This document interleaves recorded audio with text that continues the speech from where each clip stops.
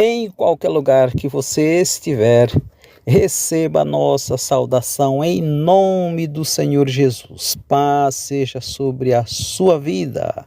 Estamos iniciando mais um nosso louvor desta manhã, o nosso momento de adoração ao nosso Supremo Deus.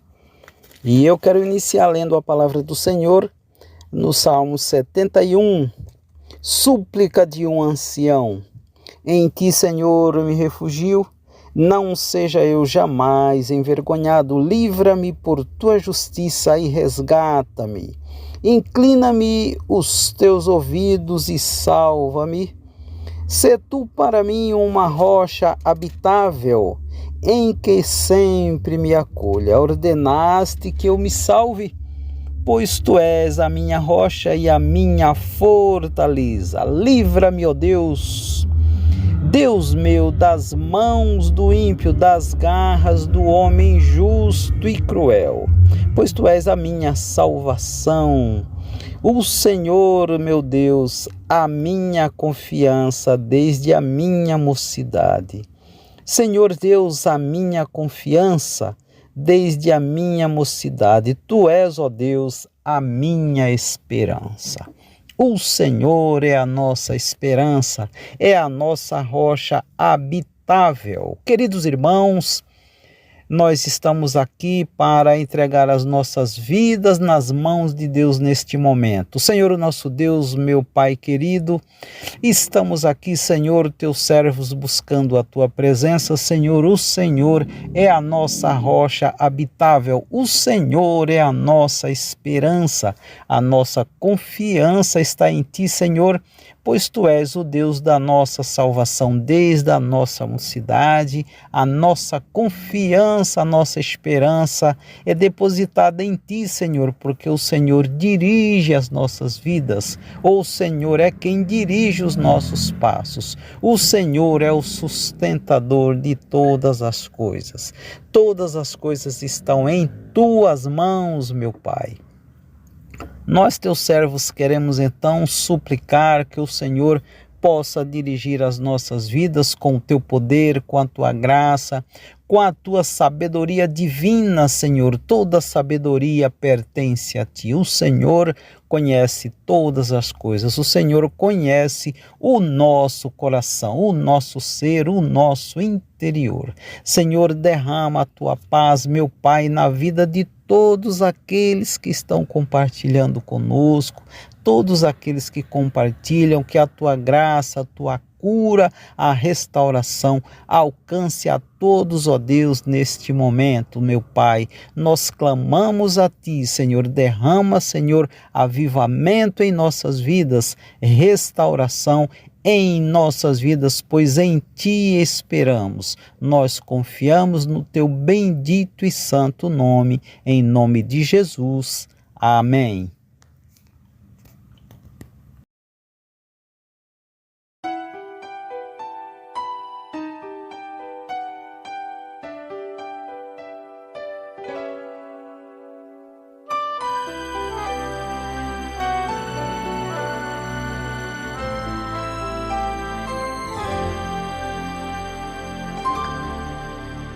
O meu Deus é o Deus do impossível.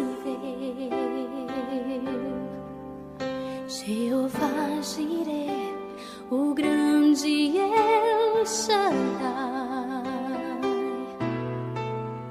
que abriu o mar vermelho e ao seu povo fez passar, que da rocha água limpa fez brotar.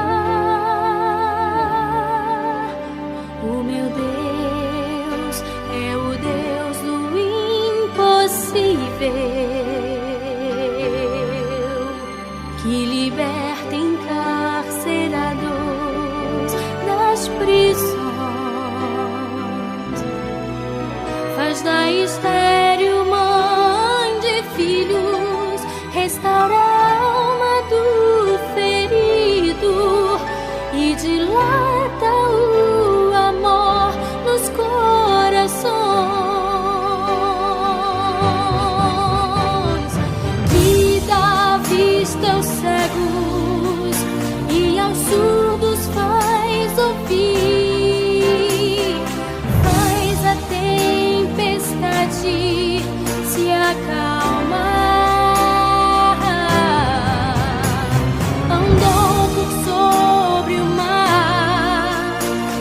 aos mudos fez falar, paralíticos e coxos fez andar.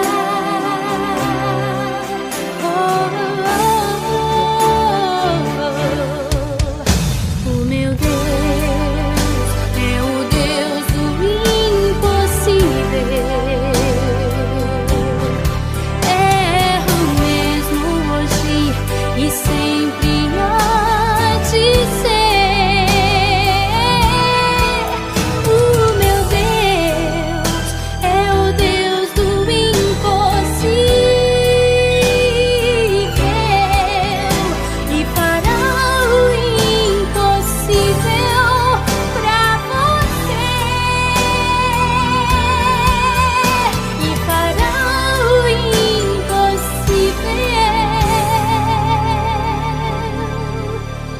por você.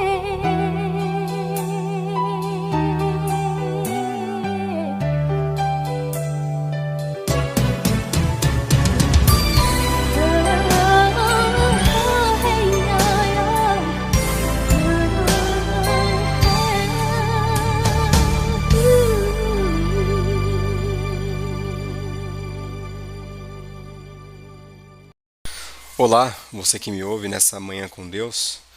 Eu quero compartilhar o texto contigo que se encontra lá em Gênesis, capítulo 16. Eu farei a leitura de todo esse capítulo, peço que você acompanhe comigo esta leitura. E assim diz a palavra do Senhor. Ora, Sarai, mulher de Abrão, não lhe dava filhos. Tendo, porém, uma serva egípcia por nome Agar, disse Sarai a Abrão: Eis que o Senhor me tem impedido de dar à luz filhos. Toma, pois, a minha serva, e assim me edificarei com filhos por meio dela. E Abrão anuiu ao conselho de Sarai. Então Sarai, mulher de Abrão, tomou Agar, egípcia, sua serva, e deu-a por mulher a Abrão, seu marido, depois de ter ele habitado por 10 anos na terra de Canaã. Ele a possuiu e ela concebeu. Vendo ela que havia concebido, foi sua senhora por ela desprezada. Disse Sarai a Abrão: Seja sobre ti a afronta que me faz a mim. Eu te dei a minha serva para possuíres. Ela, porém, vendo que concebeu, desprezou-me. Julgue o Senhor entre mim e ti. Respondeu Abrão a Sarai: A tua serva está nas tuas mãos. Procede segundo o melhor te parecer. Sarai humilhou-a e ela fugiu de sua presença. Tendo-a achado o anjo do Senhor junto a uma fonte de água no deserto, junto à fonte no caminho de Sur, disse-lhe, Agar, serva de Sarai, de onde vens e para onde vais? Ela respondeu: Fujo da presença de Sarai, minha senhora.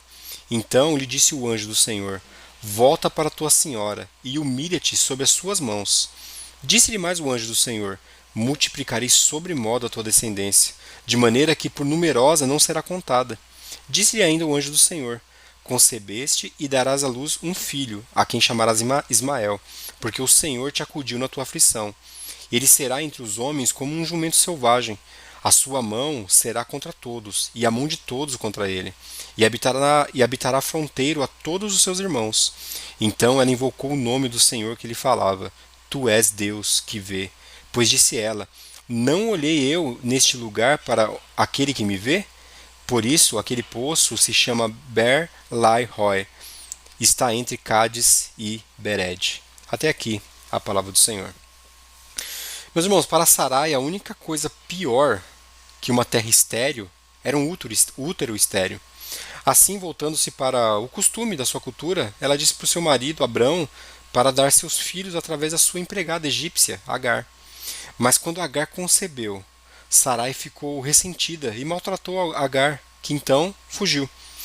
A Bíblia diz que o Senhor encontrou Agar junto a uma fonte de água no deserto, junto à fonte no caminho de Sur, como nós lemos no versículo 7. A localização revela que Agar ela pretendia voltar para sua casa, o Egito, mas Deus lhe disse para voltar para Sarai e dar ao filho o nome de Ismael. Ismael, que significa Deus ouve, porque o Senhor te acudiu na tua aflição, diz o versículo 11. Agar fez isso e chamou o Senhor El-Roi, o Deus que me vê. O poço perto da qual ela se sentou recebeu o nome, como nós vimos no versículo 13 e 14, de Ber-Lai-Roi, que significa o poço daquele que vive, que me vê. O significado dos nomes Deus ouve e Deus vê permaneceria como um lembrete constante para Abraão e sua família. Anteriormente, Abraão fugiu para o Egito para escapar da fome no país. Isso está lá em Gênesis 12. Agar fugiu para o Egito para escapar da miséria. Mas cada esforço, separado de Deus, os encontrou na mesma situação, em que tiveram que confiar nele novamente, tiveram que se voltar para Deus novamente. Meus irmãos, o Senhor quer que nós aprendamos a recorrer a Ele. Em vez de corrermos para o Egito, durante o que parece ser um desespero inevitável, que corramos para o Senhor. Ao esperarmos no Senhor, nós temos sua promessa de que Ele espera conosco, pois Deus ouve nossas orações e vê nossas necessidades. Quantas vezes viajamos pela estrada para Sur, como foi o caso de Agar, em direção a alguma isca egípcia, fugindo de uma chance de confiar no Senhor? Em situações nas quais nos sintamos com vontade de correr, que Deus nos encontre de joelhos, diante de um Deus que ouve e de um Deus que vê. Um teólogo chamado Meyer, ao escrever sobre a confiança que nós podemos ter em Deus, ele fez a seguinte afirmação: se Deus lhe dissesse quanto tempo você esperaria, você desanimaria. Mas ele não faz isso. Ele apenas diz: espere. Eu mantenho minha palavra. Com o passar do tempo, estou desenvolvendo você para estar pronto. Que bênção saber disso. Que bênção saber que Deus está nos preparando para nos encontrar com Ele. E aqui nós podemos ver, aprender, tirar algumas lições para nós com relação à nossa necessidade de Cristo, de confiar em Cristo Jesus. A confiança em Deus, ela se caracteriza plenamente em Jesus Cristo. Ele não é apenas um exemplo moral ou um mestre sábio, mas ele é o próprio Deus encarnado, a manifestação visível do Pai, aqueles que esteve com Agar ali no deserto, e a única esperança para a humanidade. Confiar em Cristo não é uma opção entre muitas, mas é a única fonte verdadeira de vida, salvação e paz. Meus irmãos, Cristo, Ele é o fundamento da nossa fé. Sem Cristo não há salvação. Ele é o centro da revelação de Deus e o único caminho para a vida eterna. O próprio Senhor Jesus Cristo, em João 14,6, deixa bem claro: eu sou o caminho e a verdade e a vida. Ninguém vem ao Pai senão por mim. A confiança em Cristo não é apenas para aqueles que buscam conforto emocional. É uma questão de vida ou morte espiritual. Fora dele, nós estamos perdidos.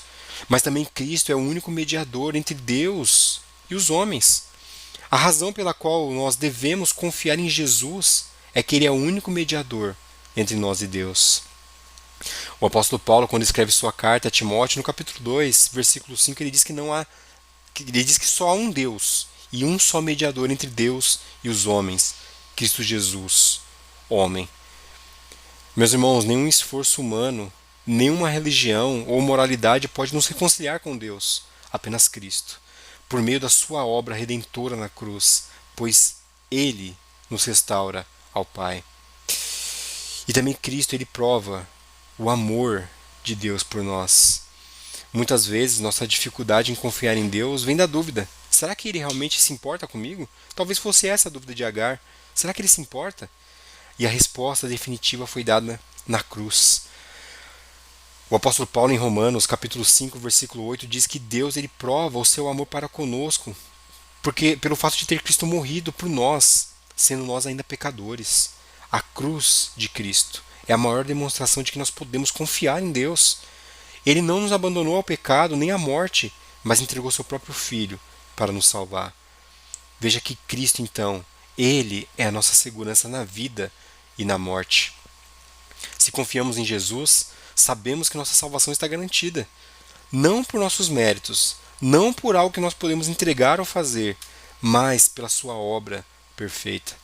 O próprio Senhor Jesus Cristo nos assegura em João 10, 27 e 28 que ele diz o seguinte: as minhas ovelhas ouvem a minha voz, eu as conheço e elas me seguem, e eu lhes dou a vida eterna, jamais perecerão, e ninguém as arrebatará da minha mão. Que confiança, que segurança que nós temos em Cristo Jesus. Isso significa que, independentemente das circunstâncias, nós estamos seguros em Cristo. Nem o sofrimento, nem a perseguição, nem mesmo a morte pode nos separar do amor de Deus que está em Cristo Jesus. E o próprio Cristo Jesus nos ensina com a sua vida a confiarmos no Pai. Jesus não apenas exige essa confiança de nós, mas ele mesmo demonstrou confiança perfeita no Pai. Lembra-se no jardim do Getsemane, diante da cruz, ele orou: meu Pai, se possível, passe de mim esse cálice. Todavia, não seja o que eu quero, e sim como tu queres. Cristo nos ensina que confiar em Deus não significa que nós não passaremos por sofrimento. Agar foi levada para o Egito, foi desprezada por sua serva, por sua senhora. Mas o Senhor Jesus Cristo nos ensina que nós devemos nos render à vontade soberana do Pai, certos de que Ele sabe o que é melhor para nós. E por fim, nós vemos que Cristo ele ressuscitou e vive para sempre. A nossa confiança em Cristo não é vã. Ele venceu a morte. O apóstolo Paulo fala em 1 Coríntios 15, 17 que se ele tivesse permanecido no túmulo, nossa fé seria inútil. Mas ele ressuscitou, nos garantiu vitória sobre o pecado e a morte. Como nos é declarado em Apocalipse, no capítulo 1, versículos 17 e 18, o próprio Senhor Jesus Cristo nos diz: não temas, eu sou o primeiro e o último, e aquele que vive. Estive morto, mas eis que estou vivo pelo século dos séculos, e tenho as chaves da morte e do inferno. Glória a Deus por isso. Se Cristo venceu a morte, o que nós temos a temer? Podemos confiar nele com a nossa vida presente e com a eternidade. Meus irmãos, que Deus nos ajude a confiar em Cristo, porque sabemos que somente essa é a resposta correta ao chamado de Deus. Ele é o nosso Salvador, nosso mediador, nosso sustentador e a nossa esperança. Não há outro nome em que possamos confiar para a salvação. Se nós estamos em Cristo, nós podemos dizer junto com o apóstolo Paulo: porque para mim o viver é Cristo e o morrer é lucro. Que a minha esperança, que a sua esperança, que a minha confiança, que a sua confiança esteja sempre firmada nele, pois ele nunca falha. Que Deus os abençoe.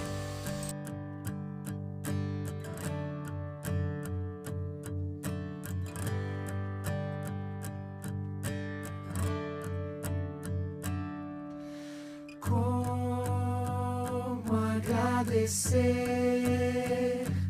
a Jesus o que fez por mim, sem eu merecer. Vem provar o seu amor sem fim.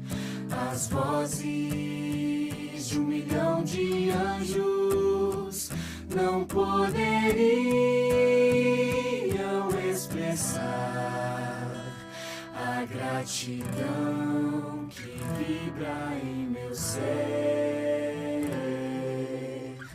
pois tudo devo a ti.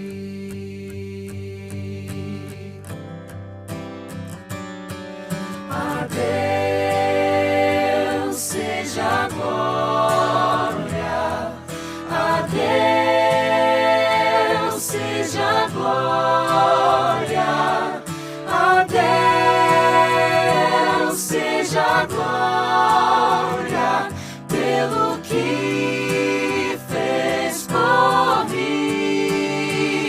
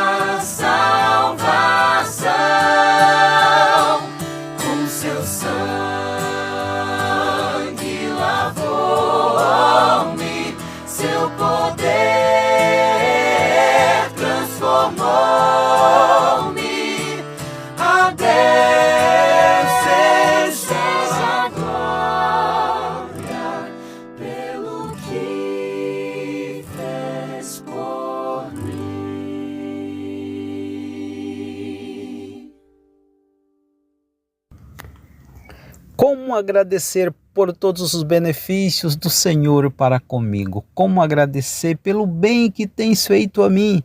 Entrarei nas tendas da congregação e louvarei ao Senhor na presença de toda a congregação. Que nós possamos juntos, Senhor, que nós possamos juntos, todos diante do Senhor, ter um coração agradecido. Ó Deus, dá-nos um coração agradecido, meu Pai, para render graças a Ti, para render graças ao Teu bendito e glorioso nome, pois Tu és o Deus da nossa salvação. Em nome de Jesus, e queremos desejar a todos um dia abençoado, o Senhor te abençoe e te guarde.